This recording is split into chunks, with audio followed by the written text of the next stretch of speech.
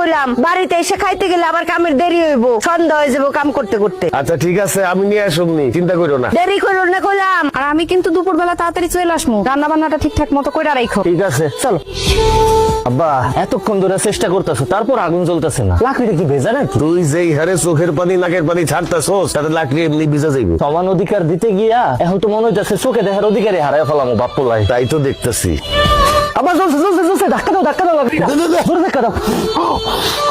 ও ভাবি, আপনি কে? কিস্তি আলি। ভাবি কই? আপনি আলিফের বউ না? হ্যাঁ আমি আলিফের বউ, কিন্তু আপনার বউ কই? বাপের বাড়িতে গেছে। ভাই আহে নাই, আপনি এসেছেন কেন? আরে ভাই, প্রত্যেকদিন কি আপনার ভাইরই আসতে হইব? তার অন্য কোনো কাজ থাকতে পারে না? শরীর খারাপ হইতে পারে না? আগামী 15 দিন আমি কিস্তি তুলবো। ভাবি তো 3 সপ্তাহের কিস্তি বাকি, তাড়াতাড়ি টাকাটা দেন। 3 সপ্তাহের কিস্তি রেডি করে আছে, আসেন। কই? টাকা তো ঘরে। নিয়ে আসেন। আরে বাড়িতে এসেছেন, নাস্তা করবেন, কথা বলবেন, আসেন তো ঘরে আসেন। মানে কি? কিস্তি 3টা জায়গায় 6টা দেবো, 3টা খাতা উঠবেন আর 3টা আপনার জন্য বোনাস। ও তো বাপের বাড়ি, বুঝেন না? হরামির বাচ্চা, তুই এসব কি কইতাছস? কিস্তি দেবো, আসেন না একটু ভিতরে। তোরে জুতোটা দিয়া পিডামু, তোর কিস্তি আলিফ আইসে নিব।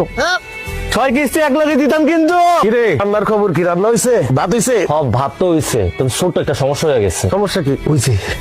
করছস নাকি? তুই তো সব ভাত ফেলাই দিছস। এখন আমি তোর মাল লেগে কেমনে ভাত নিয়ে যাবো? তাহলে তো দুপুরের মধ্যে খাবার নিয়ে যেতে কইছে। এ আব্বা, আমি তোমার একমাত্র পোলা। ভাতের মার গালতে গিয়ে আমার হাতটা পুড়ে গেছে, সেটা নিয়ে তোমার কোনো চিন্তা নাই। তুমি আসো, মার লেগে কেমনে ভাত লয়ে যাবে সেই চিন্তা লইয়া। তোর মার ভাত যদি আমি সময় মতো না নিয়ে যাই, তুই জানোস আমার খবর করে দিব। বউয়ের শাসন কি জিনিস, বউয়ের যন্ত্রণা কি জিনিস, তুই কি বুঝবি? এমন কইরা কইতাছো মনে হইতাছে তোমার একারই বউ আছে। আমার বউ নাই, আমি তারে কেমনে খাবার দিব সেটা কও, এটা বুদ্ধি দাও। এক কাম কর, উঠা মাটির থেকে সব ভাত উঠে ধুয়ে ফেলা। এই ভাতি ওকে খাওয়াবো, আমরা পরে রান্না করে খাবো। ঠিক আছে। তরকারি অবস্থা কি তোর? দেই তরকারি রান্না শেষের পথে, লবণটা দেখো তো। দেই লবণ হইছে।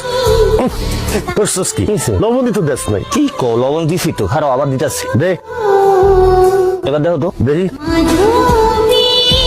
ভাই নাই তো, আরো দে। এবার দেখো, ফুসকেন সব হারাইয়া ফলাইছো। তুমি তো একই চামচের থেকে বারবার লবণ সাইকা দেখতেছো, লবণটা হইবটা কেমনে? এখান থেকে দেখো, পাতিল থেকে দেখো, দেখো। ঠিক আছে? ইয়াল্লাহ, এত লবণ দেয় মানুষ? তুমি নিজেই তো আমার লবণ দিতে কইলা, তাহলে এখন কি করুম? পানি দে, বাইন্ডাম।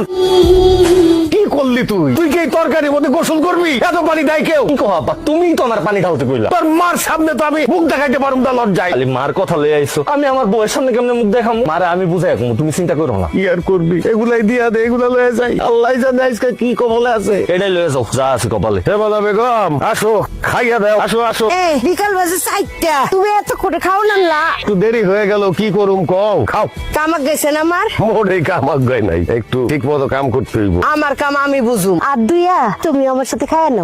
না কে খাইতে হইব? তুমি প্লেটে খাও আর আমি বাটিতে খাইতেছি। প্রথম রান্না করছি তো, এর লিগে একটু বড় সুস্বাদু হয়েছে।